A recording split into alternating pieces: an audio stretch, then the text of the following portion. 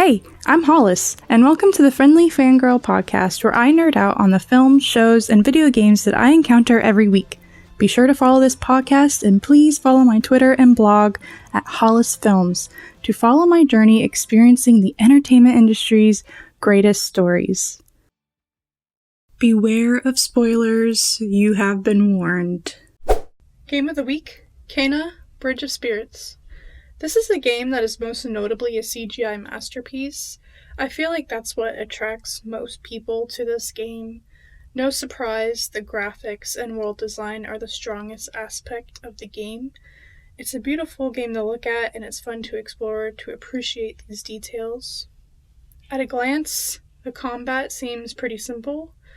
The upgrade system isn't all that, and you only have 1.5 weapons, but the simplicity goes away as you progress through the game, encounter different and harder enemies, and are encouraged to make use of the upgrades you have, and are also forced to learn the combat, get used to your skills, and actually strategize to get through a tough boss.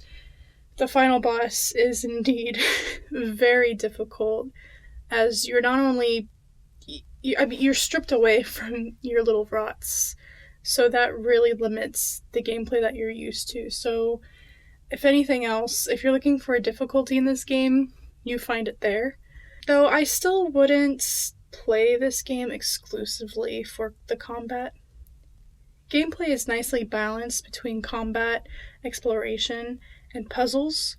The puzzles have such a Nintendo vibe, making use of your skills and platforming to solve them. Kena is a game that is I think it's just meant to be a feel-good CGI Ghibli experience. At least one that's not Ni no Kuni. Combat and puzzles are nothing. Rots are what it's all about. I will go through the dangerous quest of those challenge chests just to find them new hats. These little Pikmin guys can be useful in combat and puzzles, but honestly, I just want them to look cute, which they are. Man in the High Castle. This is a weird one. This is actually more of a rant. I watched this show about 1.5 years ago, and I still think about it. I do. I think about it constantly. I think about what it was and what it could have been. I'm actually going to go through my old blog and kind of evaluate my old thoughts and maybe add some more insight that I've gained in the last 1.5 years.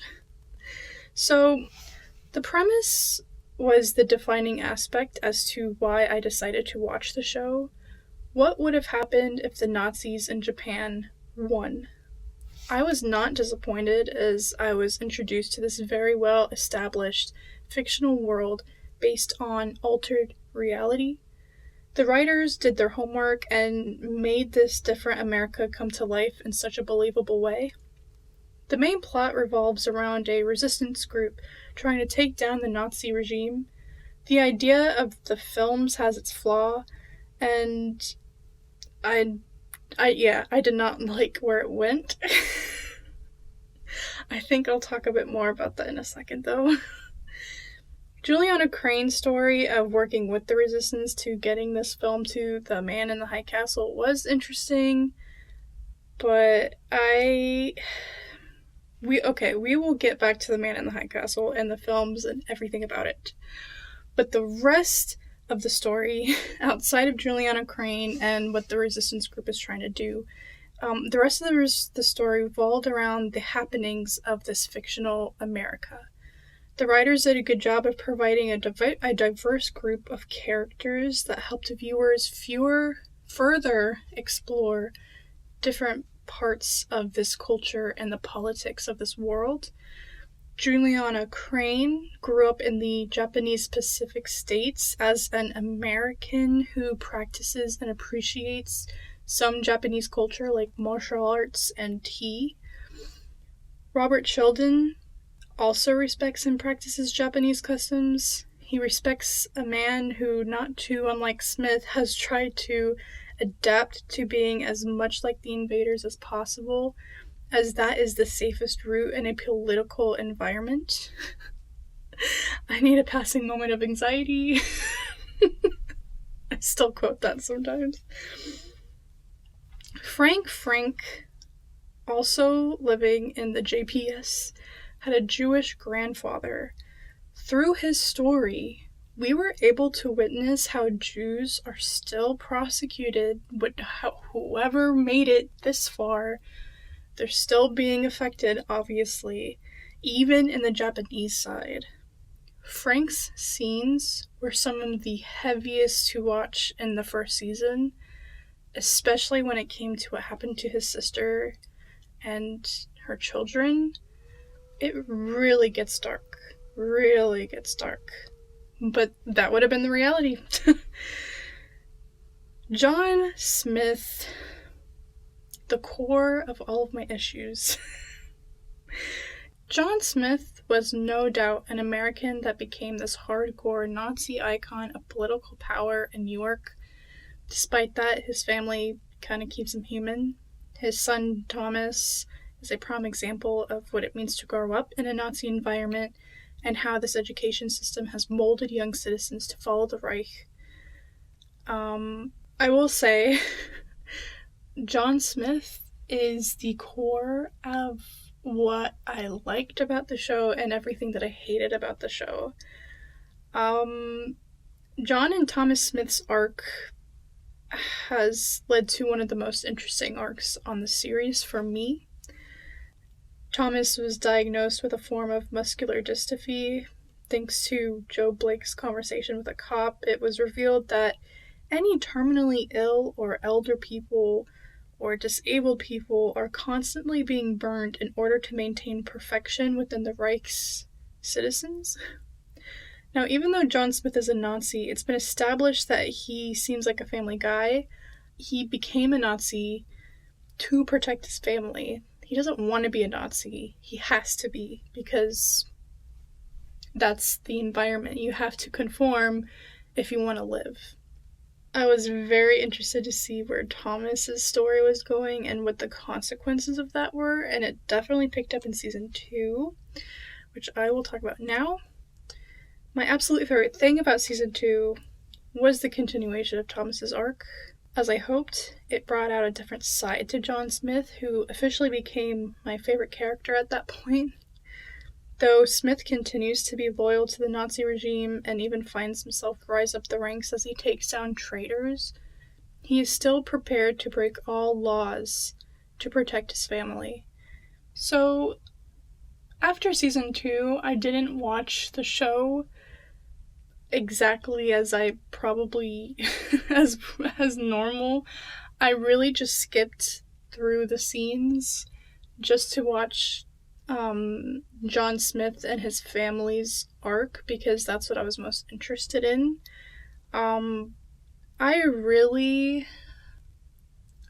did not like where The Man in the High Castle went with this whole science fiction thing. I wish it just stayed an alternate history and not an alternate dimension story. I did not want that sci-fi element to it. I didn't want it. I think if I explain my irksomeness to John Smith's arc, I think that'll explain why I hate what the sci-fi elements that became more and more prominent as the show went on.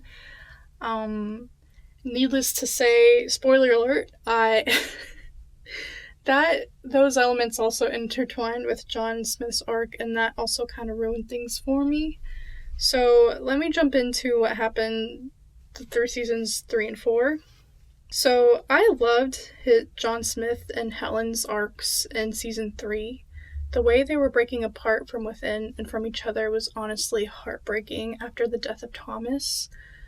I watched many of their moments throughout the season, and it was clear that the third season was really delving deeper into John's layers to add dimension to his character and get us to sympathize with him more, even though he's the evil Nazi enemy. This continued in season 4 with his daughters. I saw a couple of sweet moments between him and Amy and how at peace he was when he was being a dad. Then he interacts with Helen and now frustrated Jennifer, and as they know, safe doesn't mean freedom. It's heartbreaking to see the family break like this, because they didn't really have a choice but to be in this situation. I also enjoyed the emphasis of Helen in these final seasons. The fact that her character development ended up with her running away from John made me love her so much. This situation is totally acceptable nowadays, but this is a Nazi country. It was so brave and awesome for her to do this, even if it did fill John's heart with sadness and fear. As against of the multiverse I am with this show, I will say it did utilize John Smith's arc a little bit. It gave us a chance to deep dive and show and see the most honest side of himself in the series to the audience. His time in the alternate universe gravitated all the weight of regrets over him.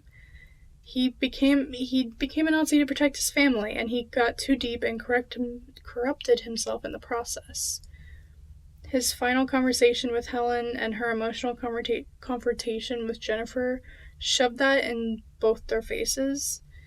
This almost led to John completely turning the tables, especially after the last episode that led to the series finale. But that was the turning point right there. John Smith climbed up the ladder. He took down the regime as it was by killing the right people. It was this whole coup that he planned with that one other guy. I don't remember who he was. But that awesome assassination, I was like, that's it. That's what I need. In that moment, John Smith could have taken down the Nazi regime from the inside. He could have done it. But this is why I have a problem with the alternate dimension. Because the alternate dimension was there. The rebels, the rebel forces, sought to bring people from the alternate dimension into this one to save the day. I don't know. I don't think that really teaches us anything. Because for one thing, there were two options here. Or one option, really. There was an option. There was potential for one thing to happen.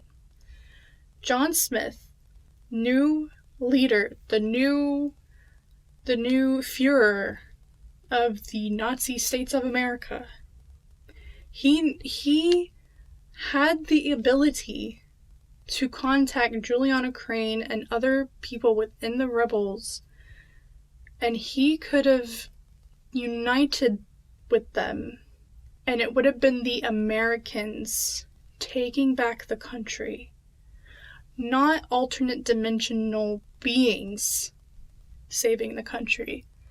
It would have been Americans who were Americans either from the beginning or it's in their blood. John Smith was an American.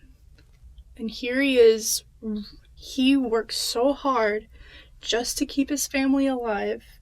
And in the end, that took him all the way to the top.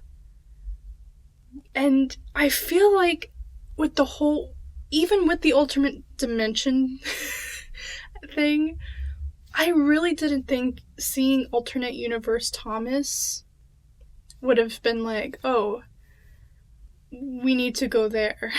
Not, oh, that's what life could have been. And it gave John Smith this crazy idea that they could just escape their problems and go to this alternate universe. And if the alternate universe didn't exist, John Smith would have been like, all right, I'm at the top now. Instead of being corrupt and killing more Jews, I'm going to contact Juliana Crane and we're going to bring this regime down. Do you know what I'm saying? I just feel like 4 seasons with John Smith going one thing after another, breaking the law, seeing his son died, his marriage being ruined, seeing Amy being this corrupt little Nazi child while his other daughter is like, no, I hate you guys for being like this. I know what the world could be like. And she didn't even look at the tapes. This is just her opinion based on her time in the neutral zone. She didn't even see the tapes to be inspired and to be upset that her parents aren't doing more with their power to turn this country around. And I feel the same way. I am so angry. This could have been the awesome American nationality show.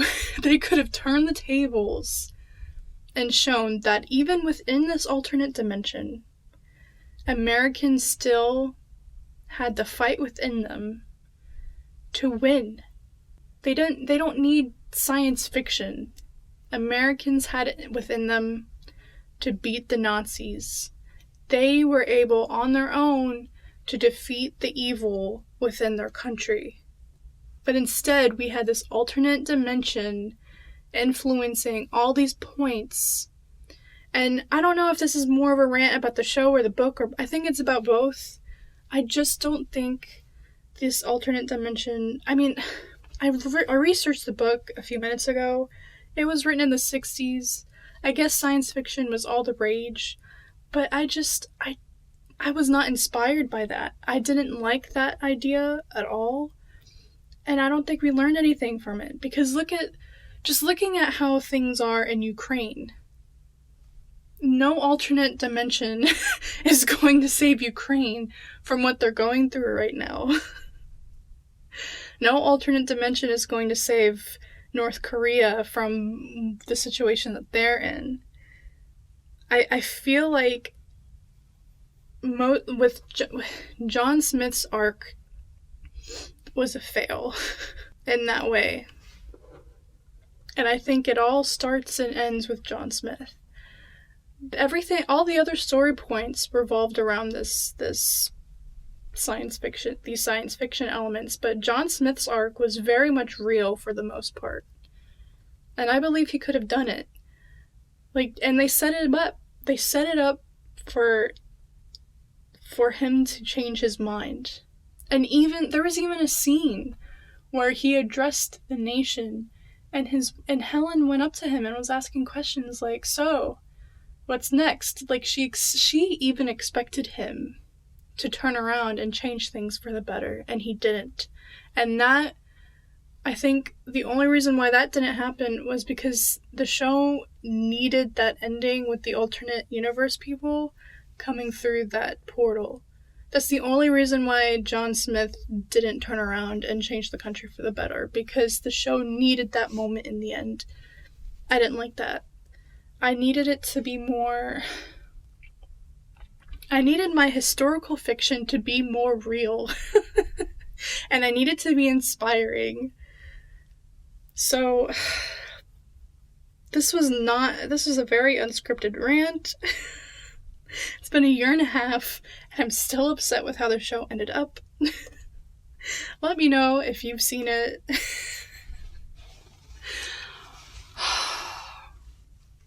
Nazis are losers. Americans could have done it. They've done it before. They could have done it again. And to the author of the book, that was a missed opportunity. And you ruined John Smith's redemption arc. You set it up, and then you just threw it away. So, there you go. Man in the High Castle. Definitely interesting in the end when it comes to seeing the alternate history stuff, but everything else, as the story progresses more and more, the show loses its value, and it will always anger me. Moving on to something a little bit more fun. Public service announcement. Hardcore Henry is a film that exists. First of all, if you're someone who has weird motion sickness or can't stand shaky cam in any form, ignore this recommendation. If you're good with all that, then stop listening to me and go watch this movie. It's honestly one of the coolest films I've ever seen in a long time. My only wish is that I watched it sooner. Hardcore Henry is a film entirely in the first-person point of view. Of course, this is easily compared to an X number of video games. In terms of film of any kind, I can only think of Markiplier and all of his creative projects on his channel, which they're all first person as well. I love Mark's projects, but Hardcore Henry takes it up a notch or 20 with its action. Hardcore parkour! That's half the movie, and it's super cool. Henry has no dialogue, so it was easy to cast some sort of stuntman or parkour artist to play his part, attach a camera to his body, and let him go wild in the streets of Russia. It just worked, man. We also get up close and personal to the gore and violence of this film. Just everyone dies. With all the guns and explosions, no surprise, the deaths are brutal and not for the faint of heart. During our watch party, all my friends and I were constantly going, ugh, watching this film. I will admit, it's so hard not to use the word hardcore when talking about this movie, but it was just rightfully titled because Hardcore Henry, or hardcore is what Hardcore Henry is. Now, I feel like the story is where people might lose it. You've got this crazy Sith Lord, and every time I was like, why does he exist?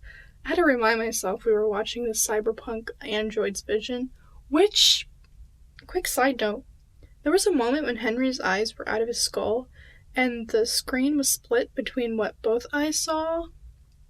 Just, cool hardcore Henry things. There was also this random guy that popped up in the brothel, and maybe it was just because it was 2 a.m., but I just could not follow his existence, and then it got even weirder when he shows up again and introduces himself to all his clones through a musical. It was so random, but for some reason it fit right into the chaos of this film. Anyways, you'll never catch me watching this movie for the story. It's all about the action, and the concept, and the filming process. Like, man, I took some filming classes in college and had fellow students who had more interest in the technical art of film than I did. But even this movie got me excited for those aspects. I'd enjoy a behind-the-scenes documentary just as much as the movie itself, and there aren't too many movies I'd say about that about. So, there you have it. If anything I've said appealed to you, please, please, please go watch this movie. I think it's on Netflix, and not enough people talk about it. It's been about a year since I've started this podcast. In celebration of that, just thought I'd highlight some of my favorite stars of the week, making this segment more like a top 10 stars of the year.